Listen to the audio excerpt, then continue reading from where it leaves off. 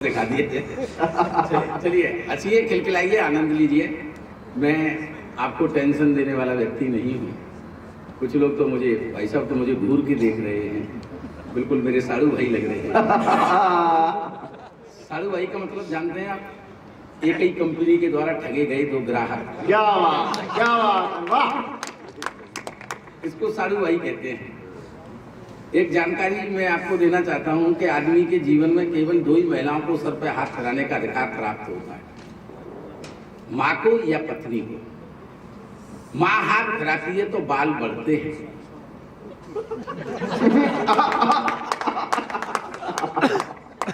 पत्नी फिराती है तो मामला ऐसा हो जाता है।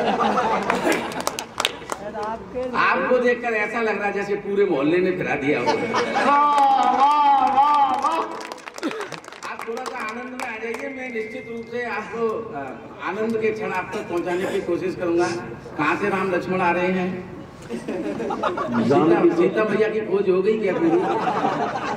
अगर हो गई है तो आप भी कोई अच्छा सा पड़ोस देख लो। भगवान ने आपके खड़े होने के लिए पैर दिए हैं, खाने के लिए मुंह दिया है, तो बैठने के लिए कुछ न कुछ तो दिया ही है। उसका भी प्रयोग करना चाहिए, वरना डार्विन का सिद्धांत हमको ये समझाता है हम शरीर के जिस अंग का प्रयोग नहीं करते वो धीरे धीरे लुप्त हो जाता है।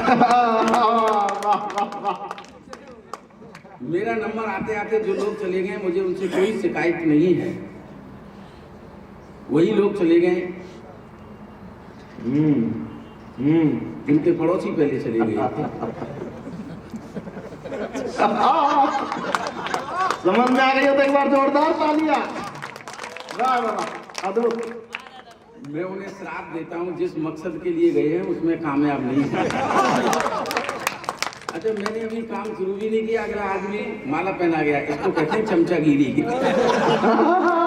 4 पंक्तियां सुनाता हूँ।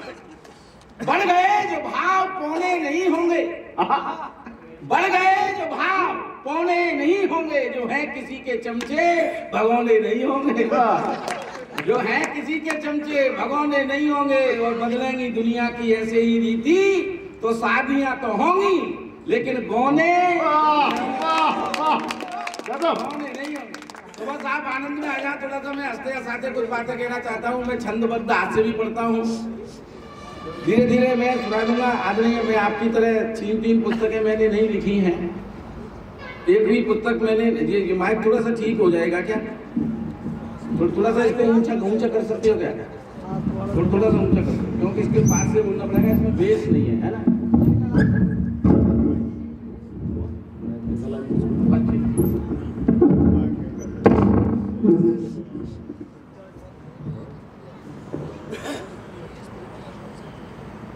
अब काटेंगे ऐसा कुछ नहीं है, ये बंद कर लो आप। नहीं, मुझे फोटोग्राफरों से काफी डर लगता है।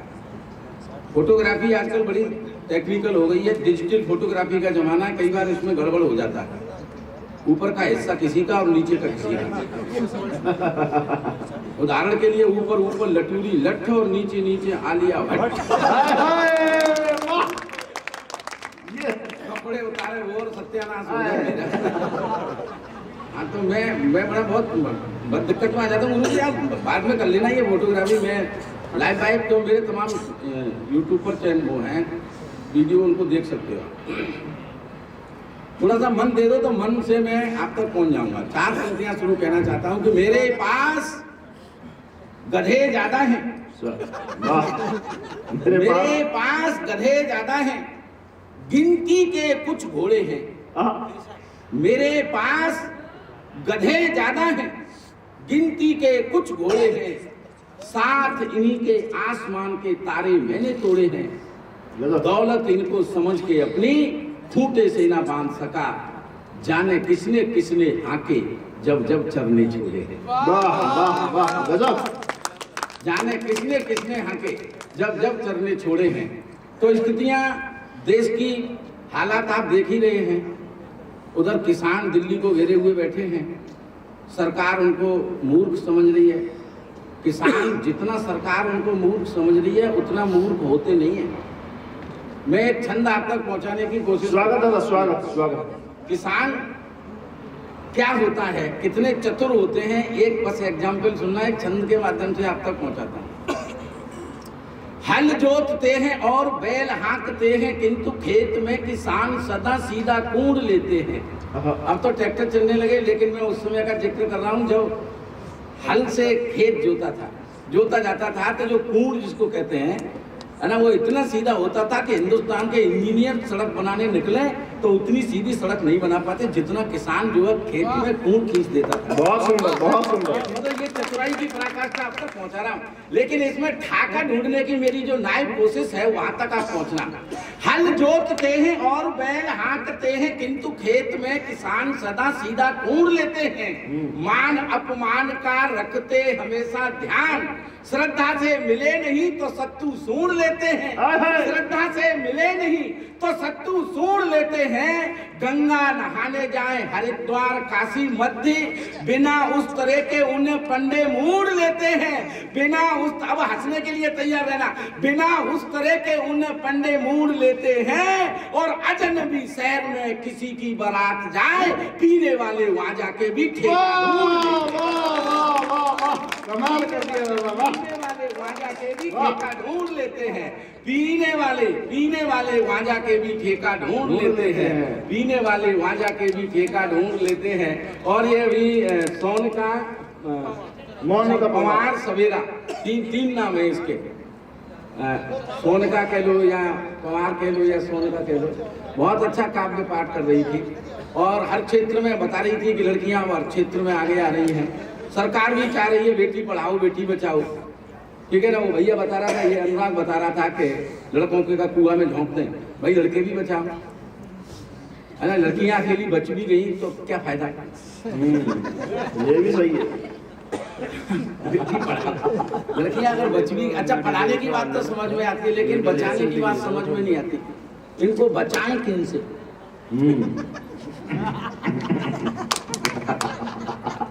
यही समझ में नहीं आता।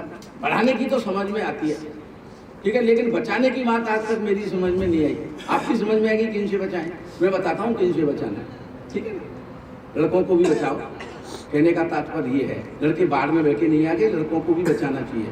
लड़कियों को बचाने की जरूरत नहीं है, ये तो बच जाती हैं। कोई नहीं चाहता कि हमारे घर में बेटी पैदा हो जाए, लेकिन ये फिर भी पैदा हो जाती है।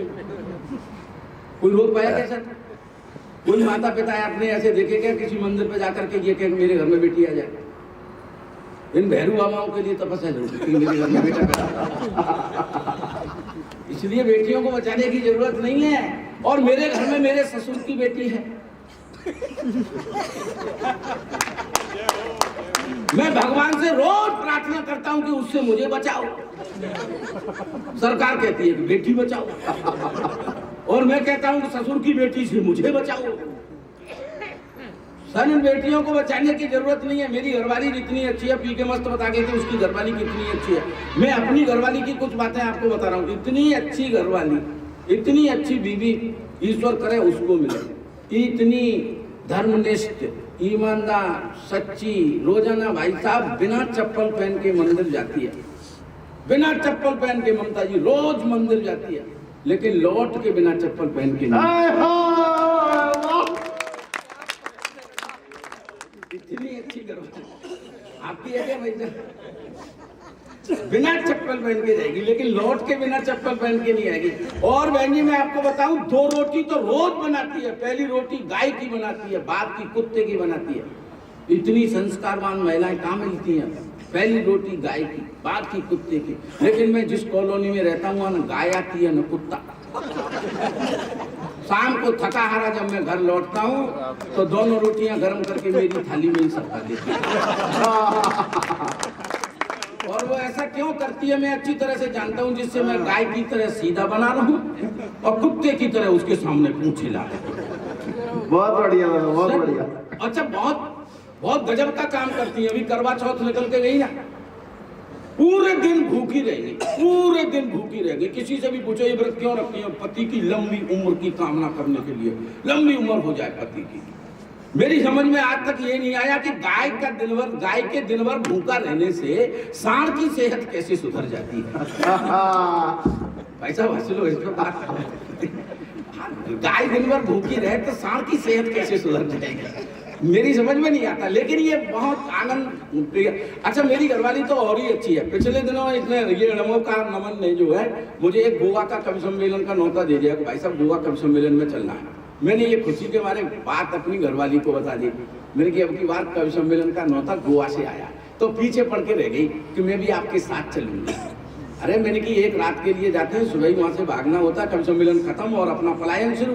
तुम जाके क्या करोगी? नहीं, मैंने गोवा फिल्म में देखा है, बहुत अच्छी जगह, मैं आपके साथ चलूंगी। अब त्रियाहाट, तो त्रियाहाट मुझे ले जानी पड़ी। अब जब मैं गोवा उसको ले गया तो मन में आया उसमें पुराने चर्च हैं केवल, और कुछ है ही नहीं, चर्चों का शहर है गोवा जो है। तो मैंने कि इसको कुछ दिखा देता हूँ। तो मैं पुराना चर्च दिखाने के लिए ले गया। कभी आप गोवा गए हो तो पुराना चर्च में जाओगे तो जैसे ही एंट्रेंस करोगे आप तो ईसा मसीह वहां क्रूस पे लटके हुए। जैसे ही वो अंदर गेट के अंदर गई, जाते ही मेरे दौड़ करके उसने पैर छुए। जब लौट के आई तो मैंने उसको उलाना दिया। मैंने कि 36 साल शादी को हो गए, तेने इतनी श्रद्धा से मेरे पैर तो कभी नहीं छुए। इतनी श्रद्धा से तेने मेरे पैर तो कभी नहीं छुए। तो तपाक से बोली, तू भी लटक जा।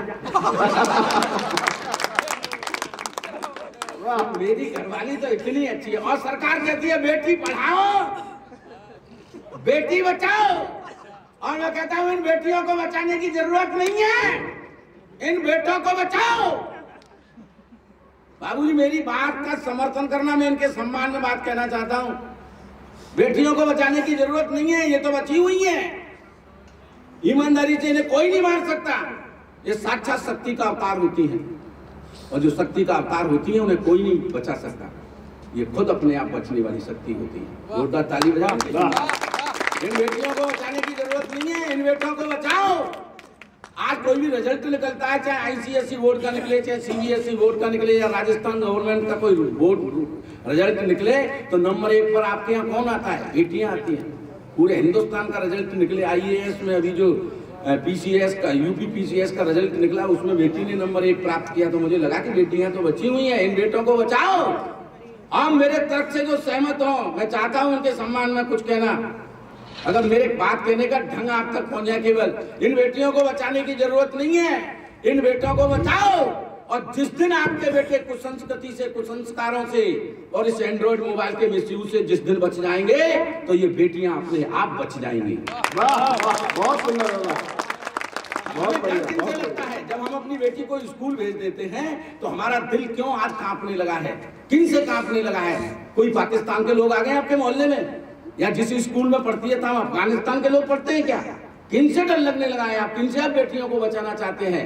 हमारी संस्कृति और संस्कार अधोपतन की तरफ इस एंड्रॉइड मोबाइल ने भेज दिए हैं। इनसे बचाने की आवश्यकता है, इन बेटियों को बचाने की इसकी जरूरत है। और आप बेटियों पर जितना, आप अपने बेटे पर जितना पैसा खर्च करते हैं, उसका 10वां हिस्सा भी अगर आपने अपनी बेटी की पढ़ाई के ऊपर खर्च कर दिया, तो आपकी बेटी वो स्थान प्राप्त कर लेगी जो आपका बेटा 10 गुना अधिक खर्च करने पर भी प्राप्त नहीं कर सकता। ये बेटियां वो होती हैं जिसने बहुत अच्छी, इतने हरियाणा से आकर के आप लोगों के बीच में उसने साहस किया कविता सुनाने का, तो कहीं मुझे बहुत अच्छा लगा। आदरणीय ममता जी ने पहला प्रयास था, लेकिन एक बहुत सार्थक कविता जिसको कह सकते हैं, कविता जिसको कह सकते हैं, इस मंच पर आज जो हुई है वो आपकी थी। एक बार जोरदार तालियां ममता जी के लिए बताइए। कलयुग चरम पर है क्या? कुछ शब्दों में देखिए, छोटी छोटी कविताओं के माध्यम से, कविता देखिए बहुत लंबी भूमिका या बहुत लंबे कलेवर का नाम नहीं होती। कविता 2 पंक्तियों में, आजकल 2020 का जमाना है, छोटी छोटी बातें देखिए किस तरह से हो सकती है। मैं एक अल्पना आपको सुनाने की कोशिश करता हूँ। आदरणीय स्वर्गीय प्रदीप चौबे जी की एक स्मरण करता हूँ, और मैं कुछ अल्पना आपको सुनाता हूँ। कम शब्दों में किस तरह से बड़ी बात हो सकती है। एक हास्य का ठाका आप तक पहुंचाना चाहता हूँ। साली ने जीजा से कहा, आनंद लेना, ऐसी कविताएं भी होती है। साली ने जीजा से कहा, जीजा जी में पास हो गई। साली ने जीजा से कहा, जीजा जी में पास हो गई, लड्डू खिलाओ। भाई आजा जी अब डिस्टर्ब मत करो, जैसे तैसे 5-10 मिनट के लिए लोग मुझे मिले हैं, फोटो मत खींचे, ऐसे छोड़, बाद में खींच लेंगे सब, है ना। साली ने जीजा से कहा, जीजा जी में पास हो गई, लड्डू खिलाओ। जीजा जी बोले खिलाऊंगा, थोड़ी और पास हो जाओ। ये शब्दों का चमत्कार है सर, है ना। खिलाऊंगा, थोड़ी और पास हो जाओ। बात समझ में आ गई आपकी? में तो जहां जहां बात समझ में आ रही थी, शब्द का एक खेल है इसमें। शब्द का खेल अगर आपकी समझ में आ गया तो निश्चित रूप से कविता का आनंद आपको आ जाएगा। कई बार कुछ लोग बड़े दिखते हैं लेकिन बड़े होते नहीं है। आदरणीय सीताराम जी बड़े हैं लेकिन बड़े दिखते नहीं है। ये बड़े हैं लेकिन बड़े दिखते नहीं है। कुछ लोग दिखते हैं लेकिन बड़े होते नहीं है। और जो बड़े होते नहीं है उनके लिए दो पंक्तियां मैं कहना चाहता हूं। केवल शब्दों का चमत्कार है, अगर आपकी समझ में आ गया तो कल तक हंसोगे आप। कल तक नहीं, जब तक याद रहेगा तब तक हंसोगे। वो हैं बड़े आदमी, वो हैं बड़े आदमी, वो हैं बड़े आदमी, कपड़े बहुत बड़े होंगे, बिस्तर बहुत बड़े होंगे। बड़े लोगों पर ऐसी चीजें होती हैं।